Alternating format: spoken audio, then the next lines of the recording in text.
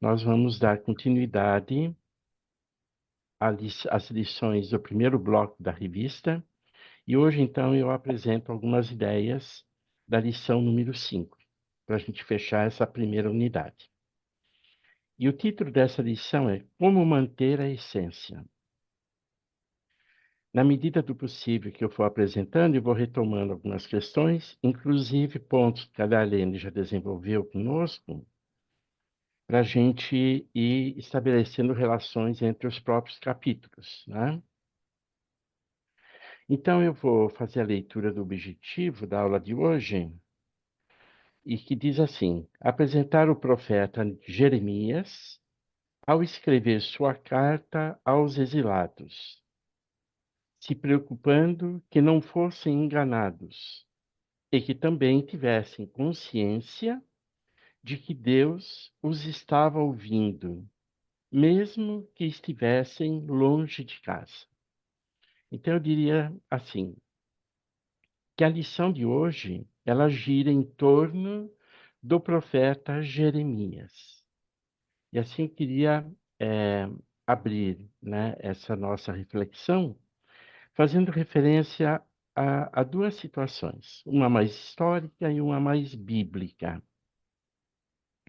Quando a gente vai para Minas Gerais, né, principalmente para a cidade de Congonhas do Campo, nós vamos ver que ali nós encontramos os 12 profetas do nosso Aleijadinho, do Antônio Francisco Lisboa. E nós temos a igreja, mais abaixo nós temos um átrio, onde existe uma geometria que estabelece a disposição dos profetas, né, à frente, no adro, do Santuário do Bom Jesus de Matozinhos. E por que eu estou iniciando a nossa reflexão com essa lembrança, né, da nossa cultura barroca mineira? Porque nessa geometria que Aleijadinho formula nos 12 profetas, ele começa com o profeta Isaías, né, e termina com o profeta Abacuque. Então, tem uma geometria que dá um sentido. A gente pode dizer que há uma dimensão teológica nessa organização geométrica do nosso artista barroco. E Abacuque, que é o último dos profetas, né, que está na frente da igreja, no adro, né, do Santuário do Bom Jesus de Matozinhos, se a gente observa, e a gente pode pesquisar isso no Google depois, ele está apontando a mão, né, assim, para o infinito. Qual o sentido desse gesto de Abacuque? Ele está dizendo assim, já no século XVIII, na nossa cultura brasileira e na leitura teológica que ele está fazendo. Ele está dizendo assim, que Abacuque, quando aponta para o infinito, está dizendo assim, a igreja tem que voltar para os profetas. Essa é a ideia, né, da organização dos profetas no adro do santuário. Eles não estão ali postos de qualquer jeito, aleatoriamente, né? O profeta Aleijadinho, ele tem uma leitura teológica. Então, ele está dizendo assim, pelo profeta Abacuque, né? Começa com Isaías e termina com Abacuque, que a igreja deve voltar para os profetas. Se a gente pega o Evangelho de Mateus, na passagem do capítulo 16, no versículo 13 em diante, onde Pedro reconhece Jesus sendo filho de Deus, há um diálogo que começa assim: tendo chegado à região de Cesareia de Filipe, Jesus interrogava seus discípulos: no dizer dos homens, quem é o filho do homem? Os discípulos responderam: para uns, João, o Batista, para outros, Elias, para outros ainda Jeremias ou algum dos profetas. Por que que eu trouxe essa leitura de Mateus? Justamente porque nós vamos encontrar em Mateus uma certa prefiguração, né, da imagem de Jesus. Nós vamos ver que, sob certa medida, há uma proximidade muito grande entre o profeta Jeremias, que nós vamos ver hoje, esse profeta solitário, esse profeta que sofre, vai sofrer a vida toda, esse profeta que vai viver o exílio, né? E não vai ser compreendido pelos seus. Por isso que o sentido de olharmos para o profeta Jeremias hoje na nossa reflexão. Quais são, ou qual é a fundamentação bíblica que a revista nos dá? Né? Ela nos apresenta o profeta Jeremias, capítulo 29, 12 e 13. E eu vou trazendo algumas outras passagens para a gente ir desenhando nessa nossa reflexão de hoje a imagem do profeta Jeremias. Porque se nós nos darmos, se nós, me desculpe, se nós não nos dermos conta disso, nós não vamos entender é, os elementos que já foram apresentados anteriormente, e o profeta Jeremias já apareceu, e como que essas ideias elas vão aparecer, né, nas demais lições que vão ser apresentadas daqui para frente. O texto diz assim, então: Então vocês me invocarão, se aproximarão de mim em oração, e eu os ouvirei. Vocês me buscarão e me acharão, quando me buscarem de todo o coração. Então, esse trecho que a revista sugere para embasarmos a nossa leitura e reflexão hoje da lição número 5, é o capítulo 29, versos 12 e 13. Então, nós temos duas atitudes que a revista aponta para nós, né? Que nós devemos ter. Olhos abertos para não sermos enganados. E toda a profecia, né, do profeta Jeremias vai nessa direção.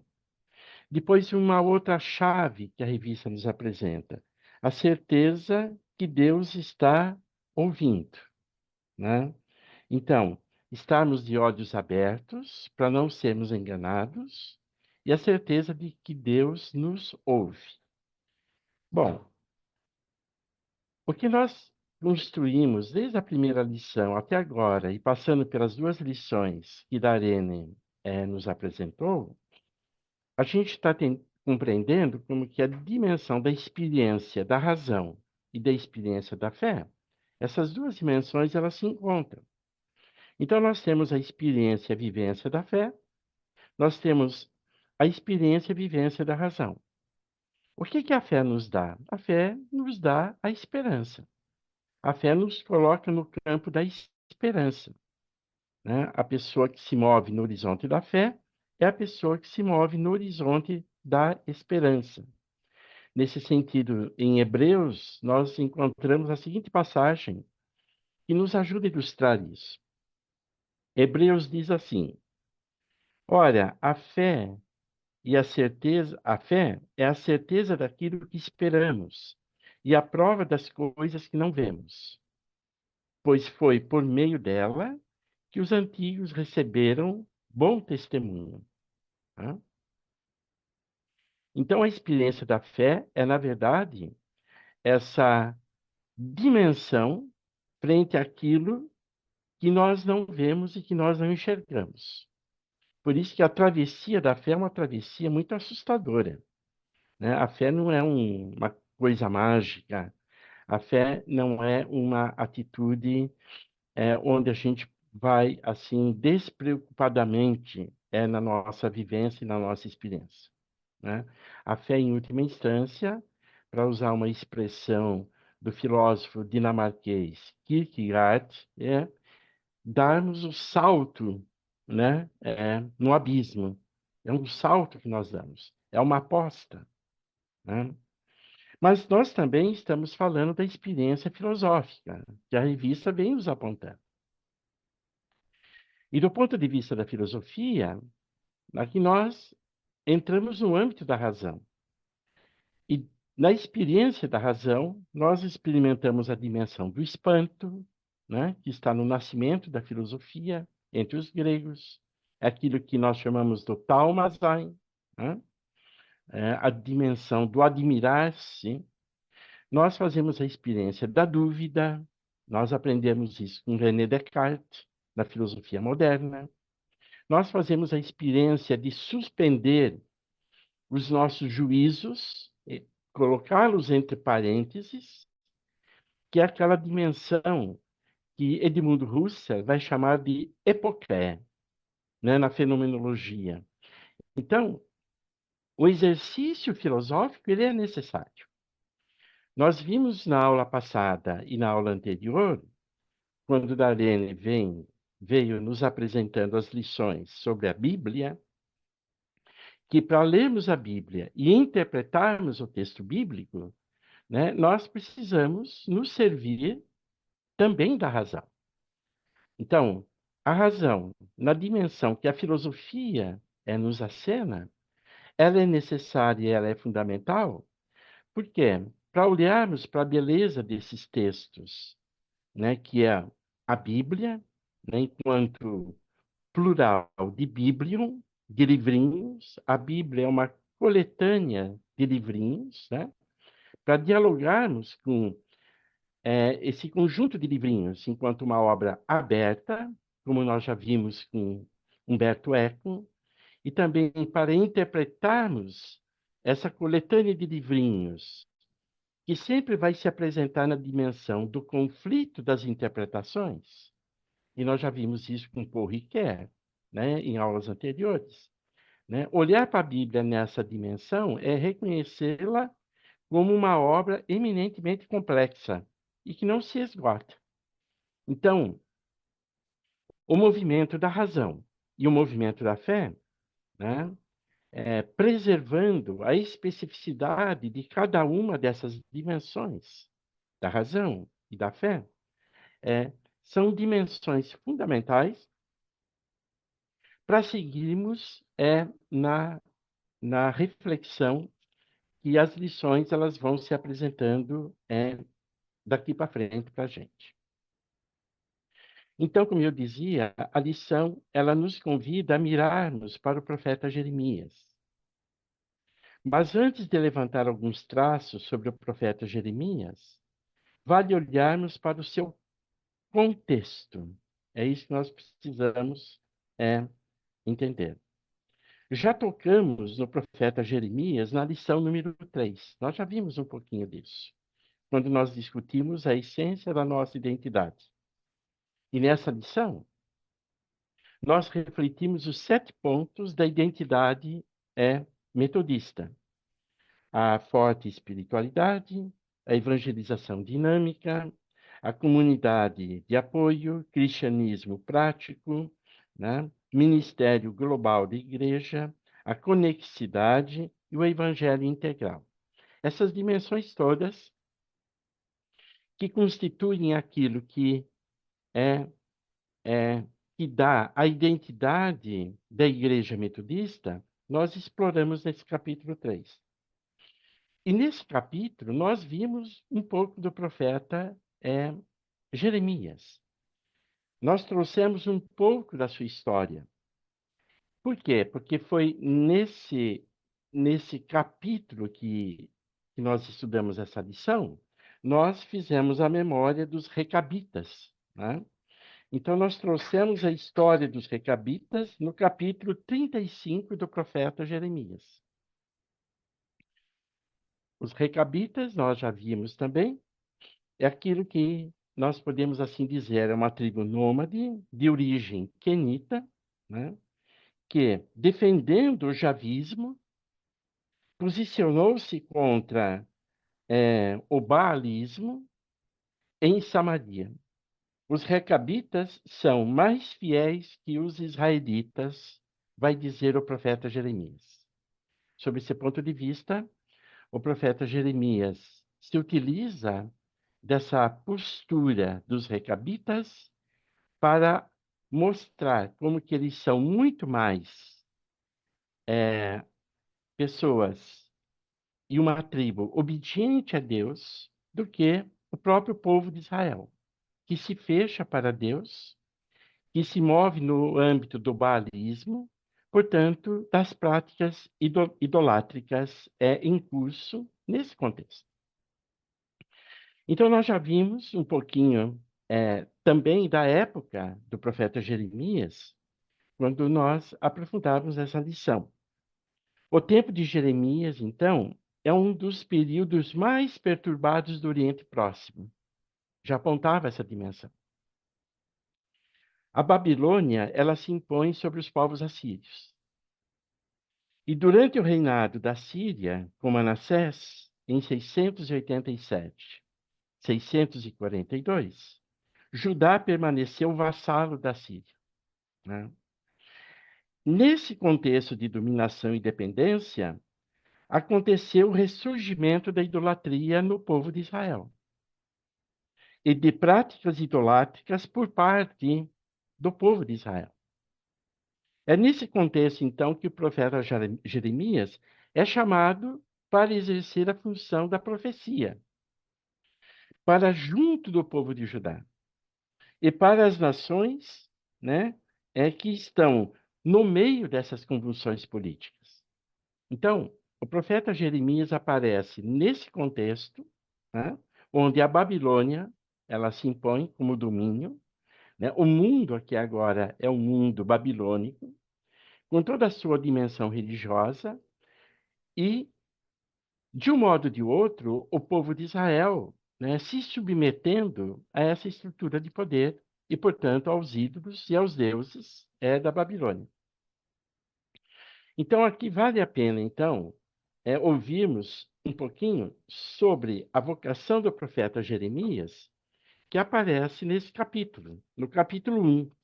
E é muito bonito a gente presenciar isso, porque nós vamos entender aqui como é que Jeremias tem que enfrentar, né, de uma forma corajosa, e como é que se dá a sua relação de intimidade com Deus, né? Então, a vocação do profeta Jeremias, tomando o capítulo número 1 do livro de Jeremias, nós podemos ler o seguinte: a palavra do Senhor veio a mim nesses termos. Antes de modelar-te no seio de tua mãe, antes de saíres do seu ventre, eu te conhecia. Eu te consagrei.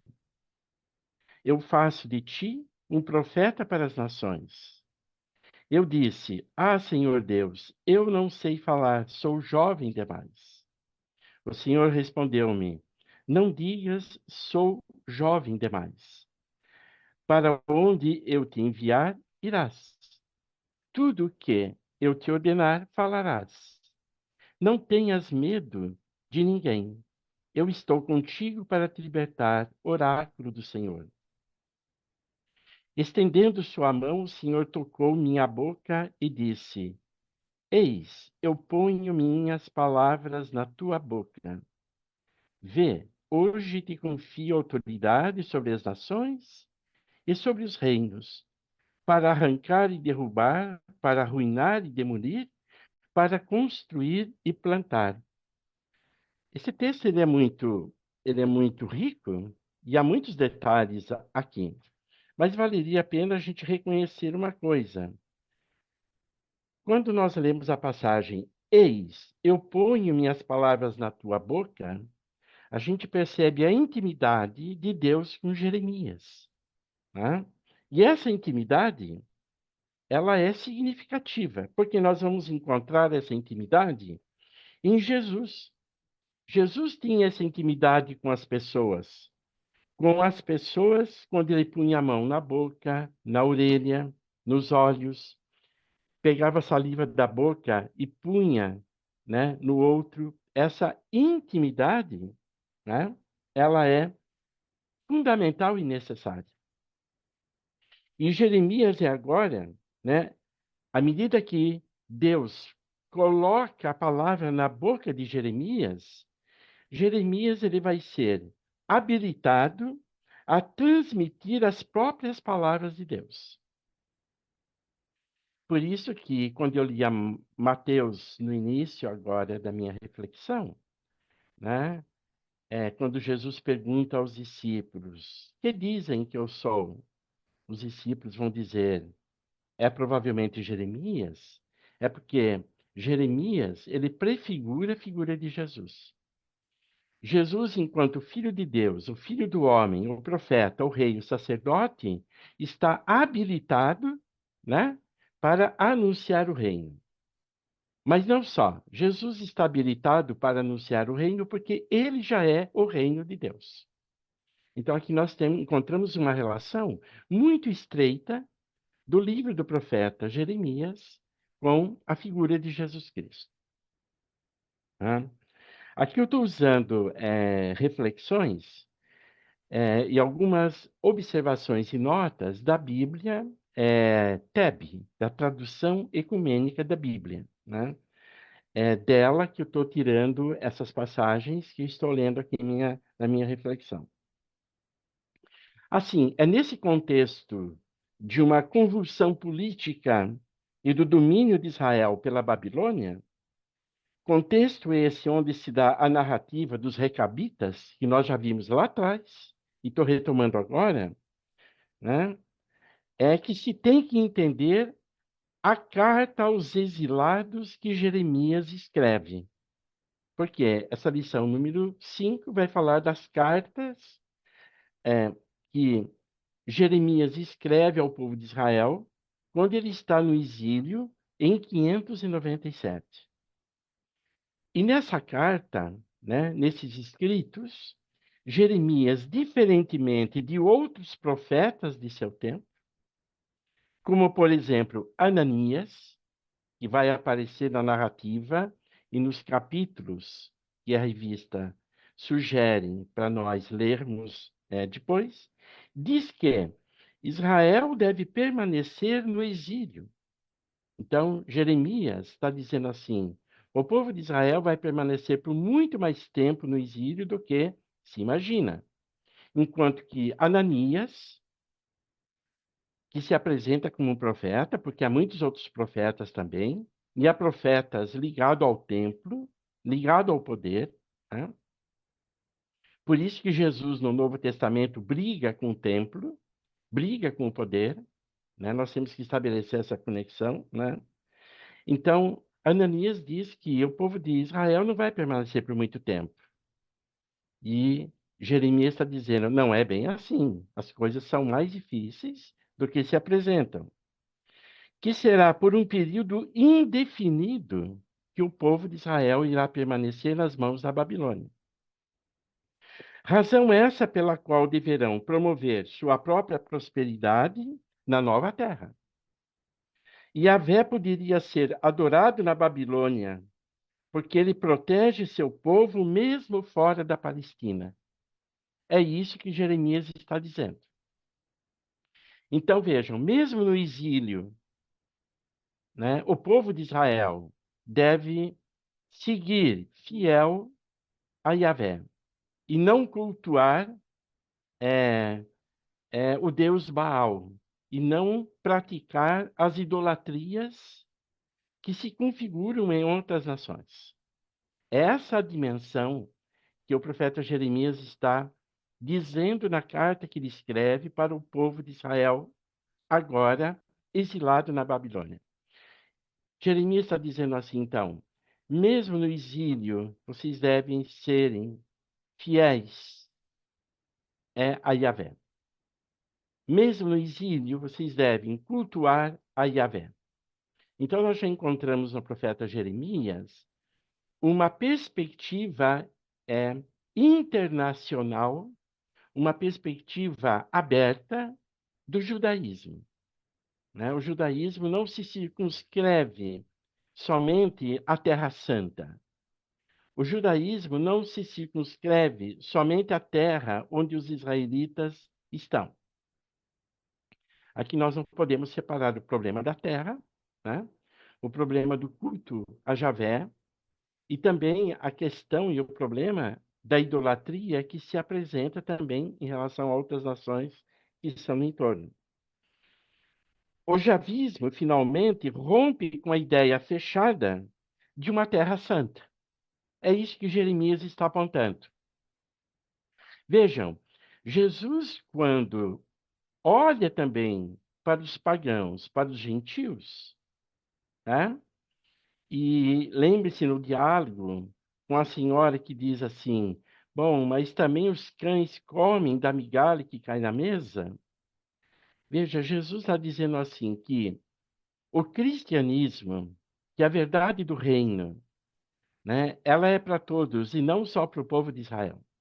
Então, tanto Jeremias quanto Jesus têm uma visão aberta, né, do judaísmo e que depois no cristianismo essa perspectiva deve se manter. Nós vamos encontrar isso em Paulo, principalmente, né? Nós vamos ver que Paulo é, é o missionário dos gentios, é aquele que alarga, né, o cristianismo para além de um nacionalismo, para além de um, uma dimensão fechada no próprio contexto.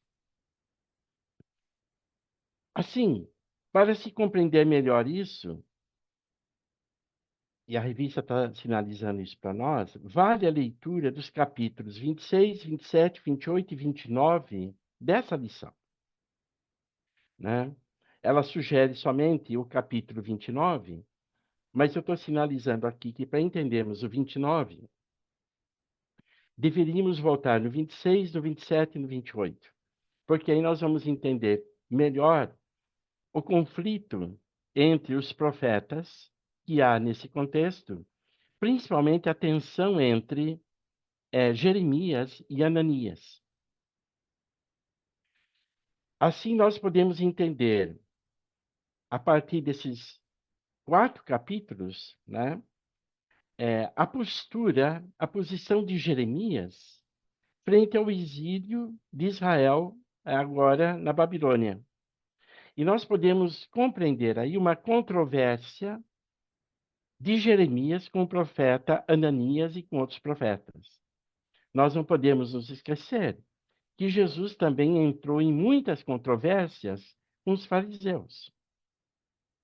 Então, essa dimensão da controvérsia, né, esse gênero da controvérsia, ele se apresenta em Jeremias, dos profetas, de um modo geral, mas em Jeremias de um modo muito agudizado, mas se apresenta também em Jesus.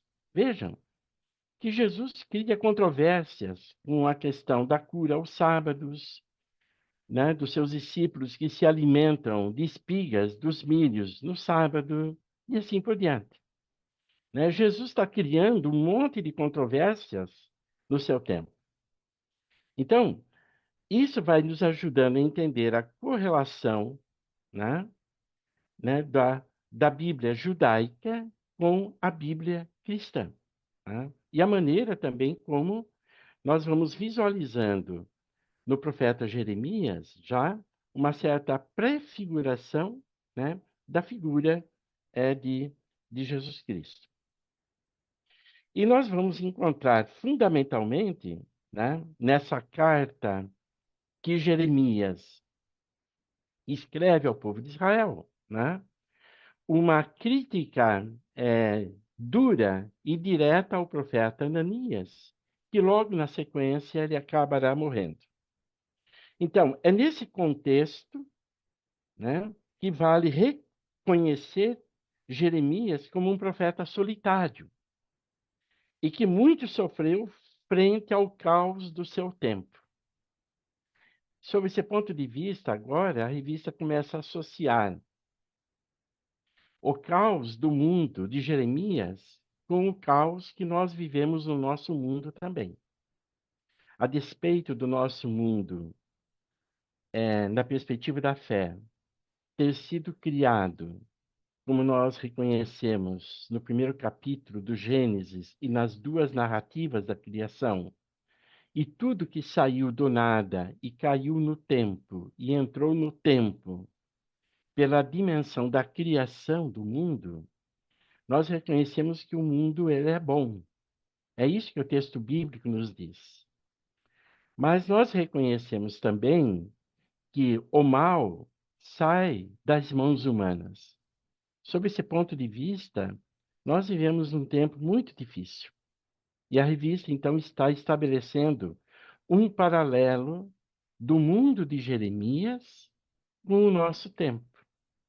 E nós já vimos em lições anteriores que, se a fé, do ponto de vista da esperança, nos ajuda a atravessar esse tempo difícil, nós precisamos também da razão. E, sob esse ponto de vista da razão, como nós refletimos já no campo da filosofia, para compreendermos o que está em curso no nosso mundo, né? Então, não está em questão aqui, quando eu digo que fazemos a experiência do caos no nosso mundo, me inspirando naquilo que a revista nos apresenta nessa lição que estamos estudando, não está em questão em deixar de dizer que o mundo não é bom. O mundo é muito bom, né? Porque o mundo é uma criação de Deus. Então, nós devemos aprender a reconhecer a bondade, a beleza que o mundo comporta, que todas as criaturas, que todas as pessoas. Mas isso não significa deixar de ver as situações difíceis, né, na qual nós estamos envoltos, né? Bom, nesse sentido, quando Jeremias vivencia o seu tempo, Jeremias ele tem uma visão é, muito quase que pessimista da sua realidade. Nós poderíamos ler o capítulo 4 de Jeremias, só uma pequena passagem, né? Onde Jeremias diz assim, ó, capítulo 4, versículo 19 até o versículo 21. Jeremias diz assim no seu texto: meu ventre, contorço-me de dor, paredes do meu coração, meu ser todo está em túmulo. Não posso me calar, pois ouço o som da trombeta, o grito de guerra. Grita-se desastre sobre desastre. Sim, a terra toda está devastada. De repente, o meu acampamento é devastado. Num instante, as minhas tendas. Até quando verei a bandeira, ouvirei o som da trompa? E depois, mais à frente, nos versos ou versículos de 23 a 26, Jeremias diz assim: volta ao caos. Olho para a terra, está deserta e vazia. Para o céu, a luz desapareceu. Olho para as montanhas, elas vacilam. As colinas todas são sacudidas. Olho, não há mais homens. E todas as aves foram-se embora. Olho, a região dos pomares é um deserto. As cidades todas foram incendiadas pelo Senhor, por sua cólera ardente. Então, essas duas passagens de Jeremias nos ajudam a entender como Jeremias está interpretando o caos do seu tempo, né? O que nós precisamos fazer aqui, de uma forma inteligente e sábia, é reconhecer os caos que nós vivemos no nosso tempo, mas sem deixar de reconhecer a bondade das coisas, né, do mundo e a bondade das pessoas também. Então nós temos que trabalhar nessa tensão.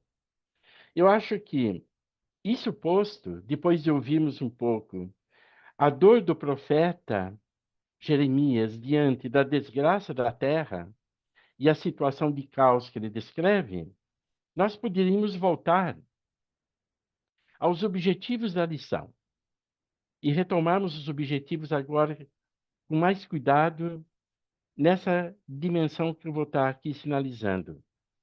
A lição diz assim: apresentar o profeta Jeremias ao escrever sua carta aos exilados. Então, nós vimos a razão pela qual ele escreve a sua carta ao povo de Israel que está no exílio. Porque é um povo que se submeteu à prática idolátrica, se preocupando que não fossem enganados, né? Portanto, atentos. E também que tivessem consciência de que Deus estava ouvindo, mesmo que estivessem longe de casa, né? Então, mesmo na distância, né? A abertura a Deus, a abertura aqui a Javé, a tradição javista. E nós podemos fazer aqui associação com a identidade da Igreja Metodista, que é nessa direção que a revista nos aponta. Quer dizer, como é que a Igreja Metodista se mantém fiel à sua identidade, né? Fiel às dimensões fundamentais que a constituem. Então, nesse sentido, a gente pode estabelecer uma relação do mundo de Jeremias e do nosso mundo, né? O mundo de Jeremias, aqui é a Babilônia, né? Aonde o povo de Israel está cativo. Se a gente vai para o livro do Apocalipse, a Babilônia, quando ali aparece, é Roma, é o império que se impõe. Nós não podemos nos esquecer que Roma é quem vai destruir o templo de Jerusalém no, no ano 70. E a partir da destruição do templo de Jerusalém, já começa a se dar a ruptura com o judaísmo e o nascimento do cristianismo. E até o século III, nós não podemos aqui nos esquecer, o cristianismo é uma experiência que se dá nas várias comunidades. O cristianismo ainda não está institucionalizado. Vai ser a partir do século III para o IV, com Constantino, nós já vimos isso, que o cristianismo vai se instituir enquanto religião oficial do Estado. E aí o processo é um outro processo, que nós temos que entender com vagar. E a Babilônia hoje, né? Como é que nós poderíamos estabelecer uma relação? Nós podemos dizer que o mundo pós-moderno, a despeito, né, de nos colocar em dimensões de abertura, de riqueza e de reflexão, mas também o mundo pós-moderno nos leva para uma Babilônia do nosso tempo, que nós podemos dizer assim, sem nenhuma dificuldade, que o capitalismo se constitui a Babilônia do nosso tempo, né? Por quê? Porque o capitalismo ele instaura a barbárie na cultura. Todos os processos de violência, de guerra, de destruição em curso no nosso mundo caótico, né, é uma decorrência desse sistema destituído de ética e destituído de valor, né? Por quê? Porque o capitalismo ele não tem o pudor, né, de eliminar as pessoas e eliminar a natureza, visando fundamentalmente o lucro. E esse é o objetivo, poderíamos dizer, desse mundo. Então, esse mundo, né, nós podemos, metaforicamente falando, também, como Jeremias se referiu à Babilônia, o Apocalipse se referiu à Babilônia, nós podemos nos referir também, né, ao capitalismo como sendo a Babilônia do nosso tempo, né? Que de um modo ou de outro nós sabemos, e isso é evidente, o capitalismo ele porta uma ideologia e porta uma economia onde aí não cabe todas as pessoas. E as pessoas vão sendo estrojetadas, como a natureza vai sendo estrojetada também. É nesse horizonte, e aqui eu já vou também pontuando a reflexão, que seria interessante nós retomarmos alguns sermões de John Wesley, onde o tema da natureza aparece, o tema da criação aparece. Nós temos o beneplácito de Deus com a criação, que é um sermão que Wesley escreve em 1782. Nós temos um outro sermão de Wesley, A Nova Criação, que é um sermão de 1785.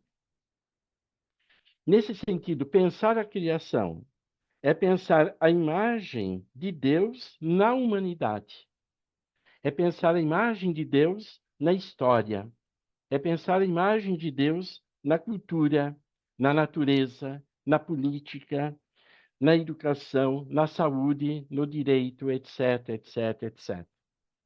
É isso que nós podemos aprender à medida que restituímos a identidade metodista via teologia wesleyana, no sentido de que a maneira como Wesley pensou a criação, né, no sentido de vermos a imagem de Deus nela, isso nos possibilita, eu vou dizer dessa forma, de uma maneira revolucionária, né, a reconhecer a imagem de Deus naquilo que vem sendo destruído pelo capitalismo. A natureza, as pessoas que são exploradas, que são excluídas, que são vitimadas no sistema. Então, sob esse ponto de vista, Wesley, com sua teologia, já fazia um contraponto no século XVIII. E essa teologia ela nos ajuda ainda, por causa da sua atualidade, a fazermos um contraponto, né, frente à Babilônia do nosso tempo. Né? Portanto, esse contraponto é um contraponto crítico, é um contraponto reflexivo necessário, não destituído da dimensão da fé e não destituído da dimensão da razão. Eu acho que, então, a beleza dessa lição, quando nos leva a retomarmos a imagem do profeta Jeremias, nós podemos aí restituir no profeta Jeremias a própria imagem de Cristo, a própria dimensão do movimento de Jesus, a própria formulação teológica que vai se dando ao longo da história e que ganha uma dimensão singular no pensamento de Wesley, né? E que ainda tem uma atualidade e é factível ainda para os nossos dias e para os nossos posicionamentos no nosso contexto. Bom, eu acho que isso posto, eu pontuaria a minha reflexão, e a minha preocupação aqui foi estabelecer esses pontos agora que eu fui fechando a partir da figura de Jeremias, é, da sua profecia e da beleza que esse profeta se revela para nós, né? Eu pontuo, Rosa, a reflexão, passo a palavra para você coordenar a nossa conversa e o nosso diálogo nessa manhã. Muito obrigado.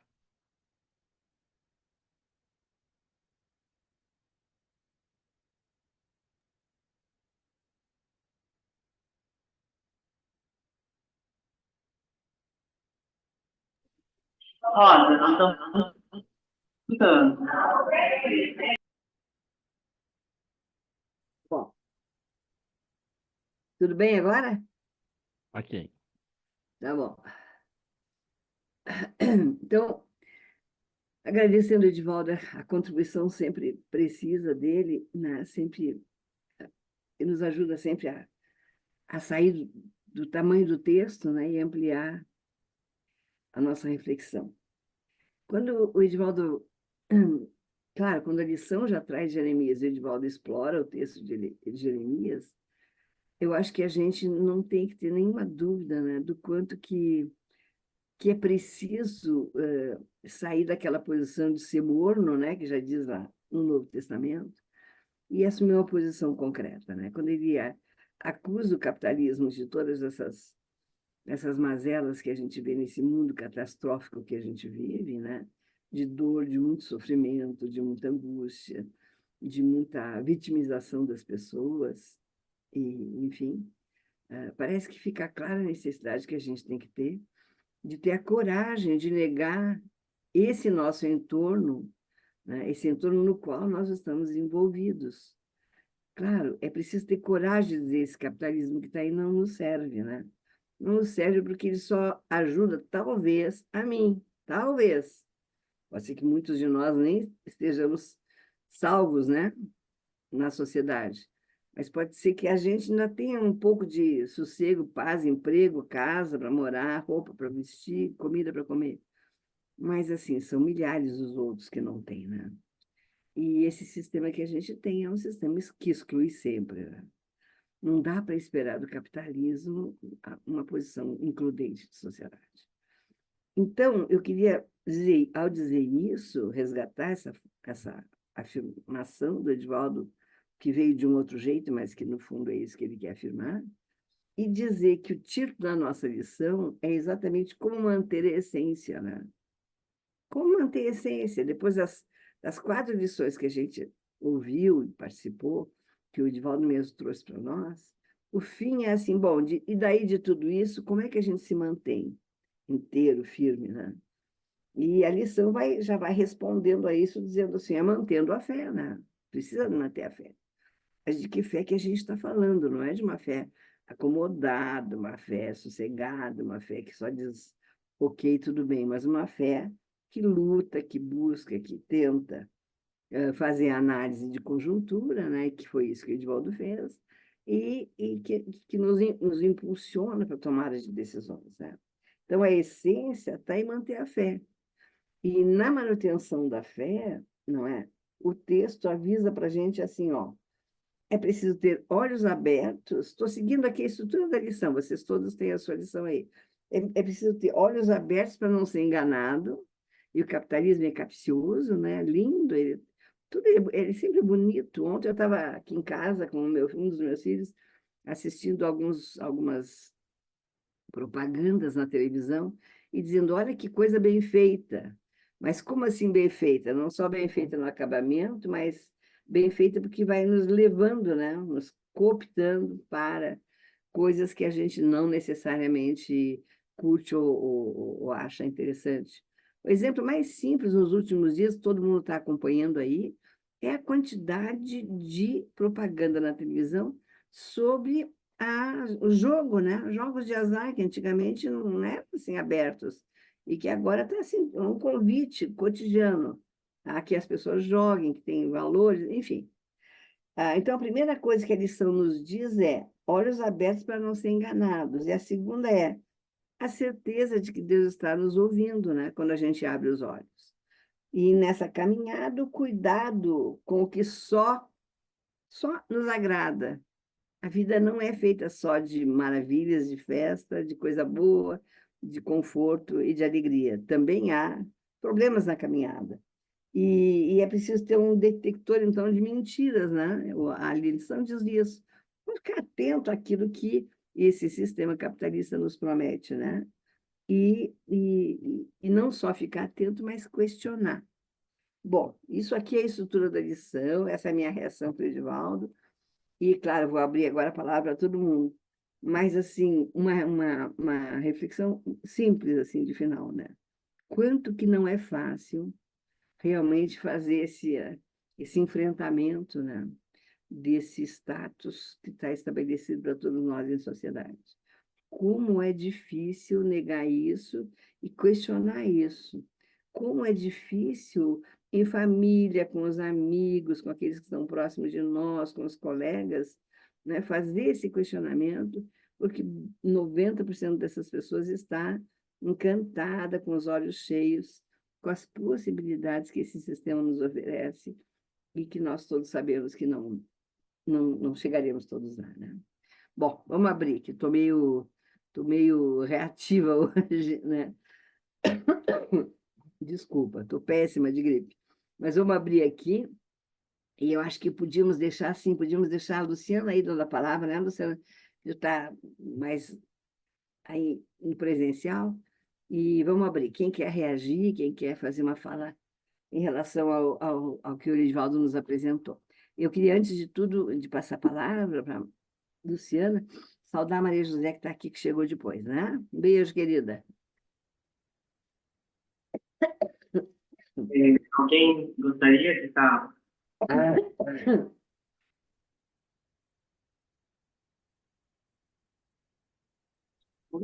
Oi, bom dia, bom domingo a todos. Me ouve bem, Luciana? Joia, então tá. Bom, agradecer sempre, né, ao Edivaldo, os professores que trazem de maneira tão boa, né, profunda, essas reflexões, né? Mas eu queria, antes de mais nada, falar de uma fala que eu fiz domingo passado, ou na última aula, não sei se foi domingo passado ou na última aula, que eu questionei a importância do texto bíblico na comunidade, né? Na verdade, eu tenho que refazer essa fala porque o meu sentimento mesmo que fica é que como a religião faz um mau uso do texto bíblico, dos textos em geral, né, em prol daquilo que é o interesse hoje, né? Por exemplo, hoje o interesse está muito ligado infelizmente, né, ao mercado, né? Vivemos uma igreja mercadológica também, que aderiu às mesmas regras, né? E como elas fazem, como a religião faz o uso desse texto, nos levando para o mesmo caminho do capitalismo, do mercado.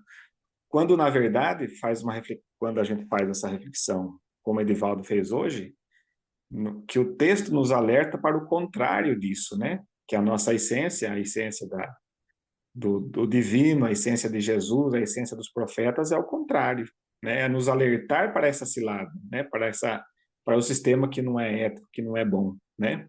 Então, refazer a minha fala, que eu questionei a, a, o valor do texto, né? Mas eu estava querendo questionar, na verdade, o mau uso que se faz do texto, Tá. né?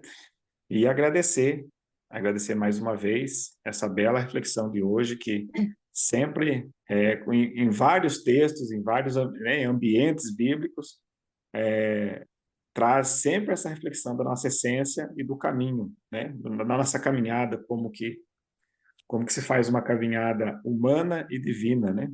Nessa direção ética, né? Obrigado.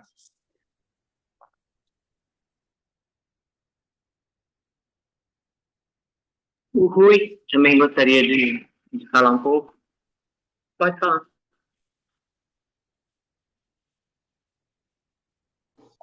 Bom dia a todos. Então, gente, eu vejo assim que só tenho mesmo que agradecer Edivaldo, né, porque foi uma reflexão fantástica e explicou assim de maneira bem simples e objetiva o livro de Jeremias, que é um livro que eu amo muito, mas muitas vezes eu não entendo algumas coisas que eu leio ali, né? Mas assim, fiquei muito encantada, feliz da vida com essa reflexão. Maravilha. Parabéns, Edivaldo, mais uma vez. Quero ver o gato. De quem é o gato? Ah, é um gatinho chato que eu tenho aqui, ó, na cozinha. Engraçado, né, Rosa? Eu não gosto de gato, mas o meu marido gosta. E aí eu acabo tolerando o gato. E os gatos ficam grudados no meu pé, feito carrapato, sabe? Não sei se é porque eles sabem que eu não gosto, e eles ficam no pé, É para amolecer teu coração, amor. ficam pedindo carinho, pedindo atenção o tempo todo. Tá bom, tá bom. O Rui quer falar agora, né? Quer falar? Sim. Eu quero dizer apenas que esta lição, onde Edivaldo demonstra o estudo, a sua erudição, nada mais tenho a falar. Um bom dia para todos. Obrigada. Ui, muito obrigado. Você é um homem de uma generosidade infinita. Muito obrigado, viu? Realmente muito boa a aula, como sempre, Edvaldo. Obrigado, Luciana. Muito obrigado mesmo. Tanto a Maria José e pelo que o Lucas disseram. Muito obrigado. Na verdade, eu acho que esse nosso espaço que nós temos construído, eu sempre tenho afirmado isso, capitaneado pela Rosa, é um espaço assim muito fundamental, né, para a gente construir essas reflexões. E na aula anterior que o Lucas esteve, né, nós estivemos, a gente pôde perceber a importância de sabemos manusear e olhar para o texto bíblico, né? Como é que a gente trabalha, como é que a gente lida com ele.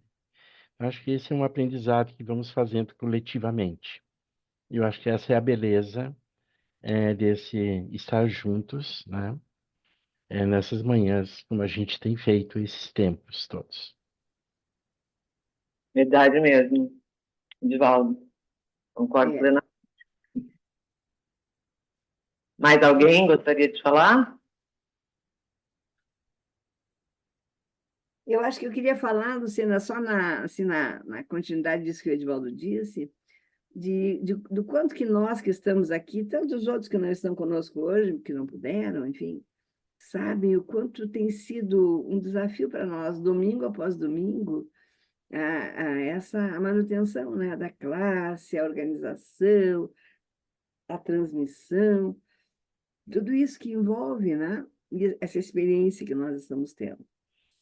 A classe alternativa foi tomando uma nova conotação nos últimos tempos, e esse bordado, né, que ela tem hoje, ela é bem diferente daquilo que foi no seu nascedouro, né? A começar pelo fato de que nós começamos com a classe, assim, claro, de forma presencial, né? A experiência online é muito recente. Mas esse presencial era muito presencial, as pessoas estavam muito presentes mesmo. Essa classe tinha 20, 30 pessoas, assim, nos seus outros tempos mais áureos, né? E nós hoje temos estado um pouco mais fragilizados no sentido da presença das pessoas. Mas não é sobre isso que eu quero falar. Eu quero enfatizar o seguinte, que o fato de que a gente continua fazendo uma boa reflexão, né? Continuamos nos mantendo juntos, continuamos nos apoiando mutuamente, e isso é fundamental no sentido da persistência mesmo da fé cristã e do quanto que os desafios vão pegando cada um de nós nas nossas diversas caminhadas, né? E o quanto que nós vamos ficando mais ou menos vulneráveis, mais ou menos disponíveis, mais ou menos participativos, mais ou menos inteiros, mais ou menos, enfim, o quanto que as mediações que a vida vai trazendo, a sociedade, o trabalho, o emprego, essas coisas todas, vão roubando um pouco das nossas energias, né? E o quanto que a gente precisa se debruçar sobre isso e orar sobre isso, né? E pedir que Deus esteja abençoando a cada um de nós, não só nessas caminhadas individuais que cada um de nós faz, mas nas dificuldades que cada um de nós vai mesmo enfrentando. Isso, querendo ou não, se reflete em todos os aspectos, né, da nossa vida. Se a gente conseguir manter a essência, né, só para brincar aqui um pouco com o tema da nossa lição, eu acho que a gente vai sobrevivendo, lembrando um irmão, lembrando o outro, telefonando, chamando, dizendo que estamos sentindo falta e tal. Enfim, aproximando, né, aqueles que não estão muito presentes conosco e orando por aqueles que estão se desdobrando, né, aqueles que podem estar e estão aí conosco, né? Eu queria dizer isso assim porque a gente precisa se apossar, todos nós, do nosso compromisso com essa classe, né? Essa classe é uma classe muito inovadora, embora a gente às vezes não se dê conta disso. Nós fazemos coisas muito interessantes aqui. E talvez a gente não se dê conta disso, ou não esteja tão pronto para isso. E é importante que a gente mantenha firme, reafirme a classe, né? Que a gente esteja sempre, assim, claro, quando estamos aqui não há nenhuma dúvida sobre isso, mas o quanto que é necessário que a gente diga isso também para tantos outros que não estão com a gente. Era um pouco assim um recado dessa natureza que eu acho importante. Eu acho que eu estou dizendo isso, sabe por que eu estou dizendo isso? Estou olhando aqui para o Rui e lembrando que ele e a Zoé prepararam um super lanchinho para a nossa classe hoje de manhã. Não é? Porque sempre tem 6, 8 pessoas aí na igreja mesmo, que estão ali comendo lanchinho e tomando um cafezinho, essas coisas gostosas, né? Do convívio da igreja. Quando eu vejo só a Luciana e o Rui ali, eu fico com muita pena assim, de que esse cuidado, né, não esteja sendo usufruído. Olha lá que bonitinho, fizeram um lanchinho, bolo, não sei o quê, um monte de coisinha, que são as formas de ser afetuoso, né? Só de dizer, venha, você é bem-vindo, você é querido. Então, acho que por isso que eu estou me lembrando que a Zoé me ligou agora de manhã e disse, olha, eu arrumei tudo aqui já, quando você chegar, você vai ver. E nem eu podia ir hoje, porque estou ruim, né? Então, foi tudo ao contrário, Rui. Um beijo para vocês aí. E Rosa, desculpe, e vocês... teve gente aqui para o Léo Cinema. Ah, então tá, que bom que tem gente que comeu o lanchinho aí, né? Mas estou brincando, né? Eu vim do bem grave ao mais simples, mas assim, para dizer o quanto que nós todos somos importantes uns para os outros, né? E o quanto a gente tem sempre esse cuidado de acolher, de receber e tal. Mas é isso, semana que vem a aula é comigo, tá? E nós vamos seguir aquela sequência aqui das lições sobre a questão da Bíblia, enfim, que a Darlene já deu 2 das lições, né? Darlene está viajando, você sabe, o Bispo Josué está viajando também, Ivonete viajou, e, bom, o que eu me lembro é que essas pessoas aqui avisaram que não viriam. Então, esse mês de julho é um mês assim mesmo, tá bom? Podemos ir terminando, será? Edivaldo quer falar ainda alguma coisa? Não? Quer comer um pedaço do bolo da Zoé? Olha, eu gostaria muito. Eu agradeço muito, Rosa, cada uma de vocês, né, pela Tá bom, manhã, pela proximidade. Acho que foi tá certo. um diálogo muito bom. Muito obrigado e que essa semana possa ser rica para cada um, para cada uma. Amém. Amém. É isso mesmo. Então, Obrigada. tá bom, queridos. Uma boa semana, tá? Até domingo que vem a gente se fala. Até. Fiquem bem. Tchau. Tchau. Até. Boa recuperação, viu, Rosa?